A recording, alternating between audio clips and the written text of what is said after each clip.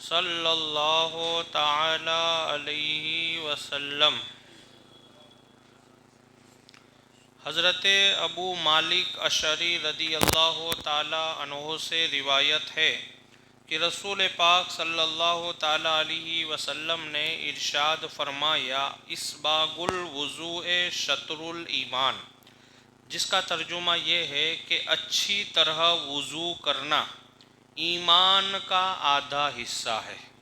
یعنی اگر آپ اچھی طرح وضو کرتے ہیں تو گویا آپ نے آپ کے آدھے ایمان کو مکمل کر لیا ہے۔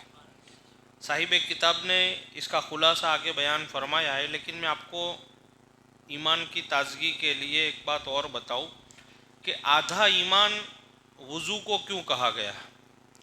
آدھا ایمان وضو کو اس لیے کہا گیا کہ ایمان جو ہوتا ہے کلمہ پڑھنا، یہ انسان کے باطینی یعنی اندر والے حصے کو پاک کرتا ہے۔ انسان کی باڈی کے دو حصے ہوتے ہیں، ایک اوپر والا حصہ اور ایک اندر والا حصہ جو ہم کو نظر آتا نہیں۔ جیسے ہم بولتے دماغ، دماغ کا باہر کا حصہ ہم کو نظر آ لیکن اندر والا بھاگ ہم نہیں۔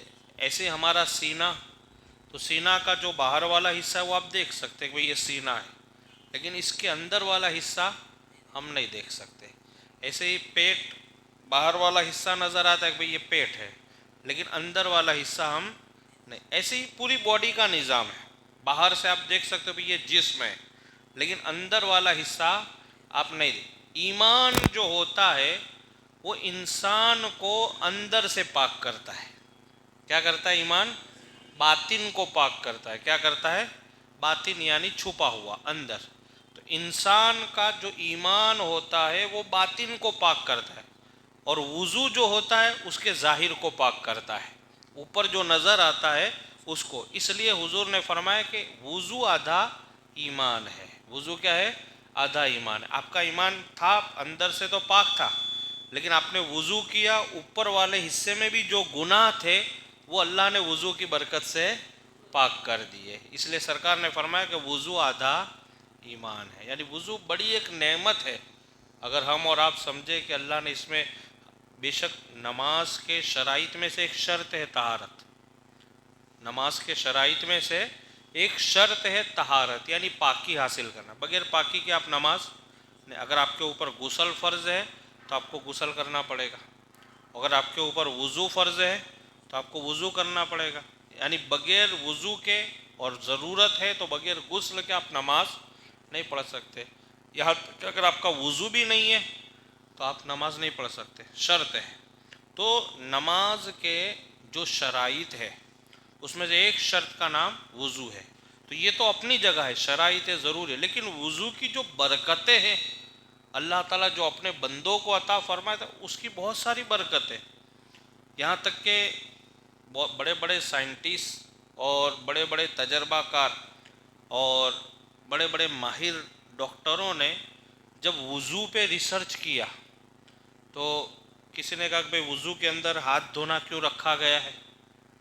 کیونکہ کئی لوگوں کو پتہ ہے کہ اسلامی تمام نظام میں کہیں نہ کہیں کوئی حکمت ہے، تو کسی نے کہا کہ بھئی ہاتھ دھونے میں کیا مطلب سمجھ میں نہیں آتا ہے، ہاتھ نہیں دھوتے تو بھی چلتا۔ پھر کسی نے کہا کہ مسح جو رکھا ہے نماز میں، وضو میں، وہ سمجھ میں نہیں آتا ہے، اس کے پیچھے کیا چھپی ہوئی راز ہے؟ بھئی آدمی نے ایسے سر پہ ہاتھ گھما دیا، پیچھے گردن میں گھمانے کی وجہ کیا ہے؟ ہاتھ اس طریقے سے گھمانا۔ تو اس طریقے سے بہت سارے لوگوں نے الگ الگ تحقیق کی، تو ایک جو تحقیق میں جانتا ہوں وہ آپ کو بتاؤں گا کہ وضو کے اندر ایک مسح ہوتا ہے، اور مسح کے اندر وضو کرنے والا اپنے ہاتھوں کو پیچھے گردن پر لے جاتا ہے، اور جب گردن پہ ایسے گھماتا ہے تو ماہر سائنٹسٹ اور بڑے بڑے ڈاکٹروں کا کہنا ہے کہ گردن کے اندر وہاں پہ جہاں ہاتھ گھماتا ہے وہاں قدرتی طور پر کچھ ایسی نسیں ہیں، کچھ ایسی رگیں ہیں جس کا تعلق انسان کے دماغ سے ہے۔ کس کا، کہاں سے اس کا تعلق؟ اور وہ نسوں کا کام یہ ہوتا ہے کہ وہ انسان کے ذہنی توازن کو، ذہنی توازن سمجھتے ہیں؟ آدمی کا دماغ، بولتے ہیں ایک ہوتا ہے پاگل ہو جاتا ہے آدمی اور ایک تندرست، تو وہ اگر آپ کا ذہنی توازن برابر رہتا ہے تو آدمی کبھی پاگل نہیں ہوگا. اور اگر مان لو اس میں ذرا برابر بھی ایفیکٹ آتا ہے کہ وہ ذہنی توازن کبھی کبھی, کئی لوگ کو آپ نے سنا ہوگا کہ بھئی کبھی کبھی مہینے میں ایک بار پاگل پن آتا ہے ان کے اندر, پھر آپ نے سنا ہوگا 15 دن پہ ان کو ایسی تکلیف ہوتی ہے, پھر آپ نے سنا ہوگا صبح میں ان کو اچھا رہتا ہے, دوپہر کے بعد دماغ تھوڑا ان کا بگڑ جاتا ہے. تو الگ الگ لوگوں, کچھ لوگ ہوتے ہیں کہ جو 24 آورس مطلب یعنی ذہنی توازن ان کا برابر نہیں رہتا ہے. لیکن ماہر ڈاکٹروں کا کہنا ہے کہ جو وضو کے اندر مسا ہے, اور مسا میں جب آدمی اپنی گردن میں پٹھوں میں جب انگلیاں گھماتا ہے تو اس کی جو مخصوص رگیں ہے اس پر تھوڑی دیر کے لیے مساج ہوتا ہے. کیا ہوتا ہے؟ مساج. ہم ہاتھ گھما, یہ مساج ہوا. تھوڑی دیر کے لیے جو مساج ہوتا ہے وہ انسان کے دماغ کی ان نسوں کو ایسی انرجی دے دیتا ہے کہ کبھی اس آدمی میں پاگل پن نہیں آ سکتا ہے, اس آدمی میں کبھی پاگل پن نہیں آ سکتا ہے, کیونکہ وہ نسیں بڑی مخصوص ہے. اور آپ کو میں بتاؤں, کبھی کبھی آپ نے دیکھا ہوگا جب گردن میں ہم کو درد ہوتا ہے یا کچھ تکلیف ہوتی ہے تو آدمی کو سب سے پہلی جو تکلیف ہوتی ہے وہ چکر آنا. آپ کو چکر آئیں گے. جیسے آپ کی گردن میں اگر کوئی تکلیف ہوگی یا یہ کاندھے میں آپ کو کوئی تکلیف ہوگی تو اس کی ایفیکٹ ڈائریکٹ آپ کے دماغ پر ہوگی. اور دماغ میں بڑے الگ الگ حصے ہیں. دماغ خالی ایک ایسا نہیں کہ ایک چیز ہے جو آپ دیکھتے ہو, وہ نہیں. اللہ نے اس کے الگ الگ حصے بنائے اور وہ الگ الگ حصوں کا الگ الگ کام ہے. تو وہ جو جیسے یہ گردن میں آپ کو تکلیف ہوتی ہے, ذرا برابر کوئی نس یا رگ ادھر ادھر ہوئی, آپ کو فوراً اس کا ایفیکٹ جو مین دماغ ہے جو آپ کی پوری باڈی کو سنتولن میں رکھتا ہے اس دماغ پہ اس کا اثر پڑتا ہے. اور جیسے اس پر اثر جاتا ہے کہ آدمی کو چکر آنے کی تکلیف ہوتی ہے. کیا ہوتا ہے؟ اس کو چکر آئے گا. آپ نے دیکھا ہوگا کبھی کبھی ہم ان بیلنس ہو جاتے ہیں, ہم چلتے ہیں لیکن کبھی کبھی اپنے آپ کو سنبھال نہیں. چکر کی بھی بہت ساری الگ الگ پرکار ہوتے ہیں. ایک آدمی کو ہر وقت چکر آتے, ایک آدمی جب سوتا ہے تو اسے چکر آتے, ایک آدمی جب جھکتا ہے تو اسے چکر آتے, جھکنے کے بعد جب آدمی اٹھتا ہے تو اسے تھوڑی دیر کے لیے ان بیلنس ہو جاتا ہے. آدمی چلتا ہے تو کبھی کبھی اس کو ایسا مطلب گرنے جیسا ہو جاتا ہے, پھر آپ دیوال پکڑ لیتے ہو. بہت سارے لوگ گر بھی جاتے, پھر آدمی بولتا بھی یار مجھے چکر تو نہیں آیا, لیکن چکر آیا نہیں, آپ کی باڈی میں آئی تھی یہ چیز, لیکن وہ ایک سیکنڈ کے لیے آتی جس میں آدمی اپنے آپ کو بیلنس میں رکھ نہیں پاتا ہے. تو یہ بہت ساری بیماریاں, اور یہ ساری بیماریوں کا علاج اللہ تعالیٰ نے اپنی عبادتوں میں رکھا ہے. عبادتوں کے جتنے ذرائع وہاں پر رکھا ہے. تو یہ وضو ظاہری طور پر شرائط نماز میں سے ایک شرط ہے, لیکن حقیقی طور پر اللہ تعالیٰ اپنی بارگاہ میں جھکنے والوں کو وضو کروا کر کے بیماریوں سے محفوظ فرما رہا ہے, تندرستی عطا فرما رہا ہے. یہ اس کے پیچھے سب سے بڑا اہم جو اللہ نے نمازیوں کے لیے جو ایک حصہ رکھا ہے وہ یہ ہے. تو یہ وضو اس لیے اچھے طریقے سے کرنا ہے. اب اس کا مطلب ایسا نہیں کہ اب آپ نے بیان سن لیا تب آپ جب مسا کریں گے تو بس اس کو آپ کو رگڑ نہیں کرنا ہے, نہیں تو بھی زیادہ رگڑو گے تو یہ چیز نقصان بھی کرتی ہے. سمجھ گئے؟ جب آپ زیادہ کوئی چیز کرو گے تو نقصان کرے گا.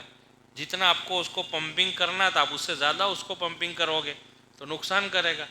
تو اس کے لیے اس کا مطلب ایسا بھی مت سمجھنا کہ بھئی مفتی صاحب نے آج بیان کیا ہے تو جب وضو کریں گے تو بس اچھے طریقے سے یعنی اس کو رگڑ دیں گے تاکہ کبھی پاگل نہیں ہوں گے. نہیں, یہ تو ایک ذریعہ ہے. آپ اللہ کی بارگاہ میں جھکنے کے لیے جو آپ ایک عمل کر رہے ہو بس وہ ایک اللہ نے ذریعہ بنا, آپ کرتے جاؤ, اللہ آپ کو بچاتا چلا جائے گا. آپ کا کام ہے بس کرنا, اور پھر آپ اس کو اپنے ہاتھ میں نہیں لے لے کہ آپ کا پاگل پن آپ کے ہاتھ میں, میرا ہمارے ہاتھ میں کچھ نہیں ہے. بس اللہ فرماتا ہے میرا بندہ یہ کرے میں اس کو یہ عطا کر دوں گا. اس لیے کہا رحمت حق بہانہ می جو ہے, اللہ کی رحمتیں تو ایک بہانہ تلاش کرتی ہے. اللہ فرماتا بندے میری بارگاہ میں جھک جا, میں کائنات کو تیری بارگاہ میں جھکا دوں گا. تو کیا آپ کے اس میں اتنا طاقت نہیں؟ اللہ نے ایک ذریعہ بنایا, تو جھک کے تو دیکھ, میں کائنات کو تیری بارگاہ میں جھکا دوں گا. بس ایک ذریعہ. تو یہ جو مسا ہے بس ایک ذریعہ بنایا ہے. اب اس کا مطلب وہ نہیں کہ ہم کو بہت کرنا ہے, بہت پریشر کرنا ہے, تو وہ نہیں. بس آپ نارمل طریقے سے آپ کو کرنا ہے, انشاءاللہ اللہ اس میں برکتیں عطا فرمائے گا. آکے سماعت فرمائے. میرے پیارے آقا صلی اللہ علیہ وسلم کے پیارے دیوانوں, اس حدیث میں اسباغ الوضو سے مراد, صاحب کتاب بیان فرماتے ہو آپ دیکھیں, اسباغ الوضو سے مراد وضو کے تمام فرائض, سنتیں, مستحبات کو اچھی طرح سے ادا کرنا اور تمام مکروہات سے بچتے ہوئے وضو کرنا. یعنی اچھے طریقے سے وضو کرنا۔ اس حدیث میں وضو کو ایمان کا آدھا حصہ فرمایا گیا۔ اس کی وجہ محدثین کرام نے یہ بیان فرمائی کہ ایمان باطن کو پاک کرتا ہے اور وضو ظاہر کو پاک کر دیتا ہے، جو میں نے آپ کو پہلے بتا، لہٰذا وضو کو ایمان کا آدھا حصہ فرمایا گیا ہے۔ اللہ سے دعا ہے اللہ رب العزت مجھے اور آپ تمامی حضرات کو اس پر عمل کرنے کی توفیق عطا فرمائے۔ ان اللہ